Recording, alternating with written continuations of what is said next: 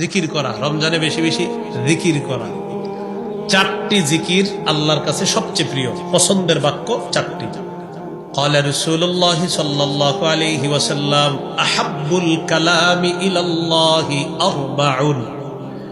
আল্লাহর কাছে সবচেয়ে পছন্দনীয় বাক্য হলো চারটি। পড়ি সুবহানাল্লাহ,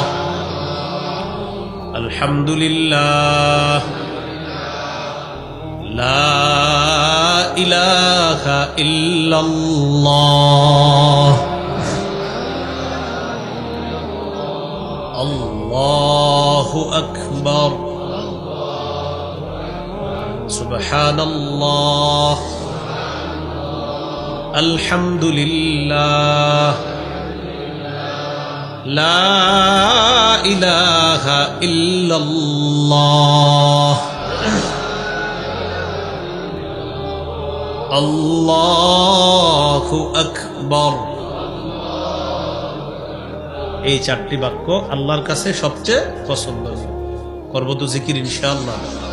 আল্লাহ তাআলা বলেন, ইয়া আইয়ুহাল্লাযীনা আমানু যকুরুল্লাহা যিকরান কাসীরা।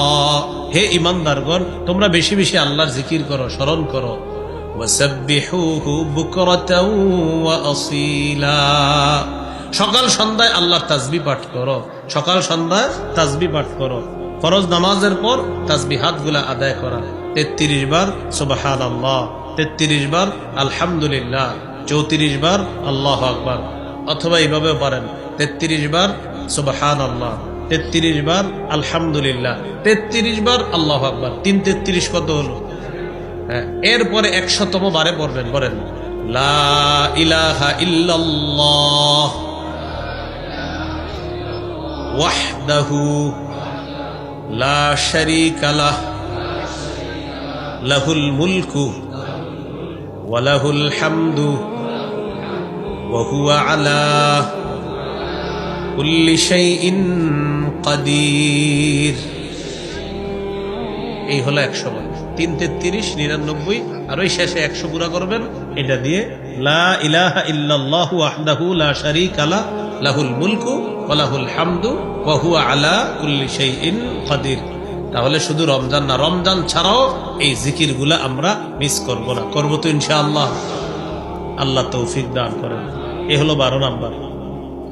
রমজানের করণীয় নাম্বার 13, সারাদিন রোজা রাখলেন, ইফতার করা। এবার আমরা প্রথম রোজার আলোচনা চলতেছে, মানে রাতে চাঁদ দেখছেন, এই চাঁদ দেখা এবার রোজায় গেলাম আমরা। 13 নাম্বার ইফতার করা।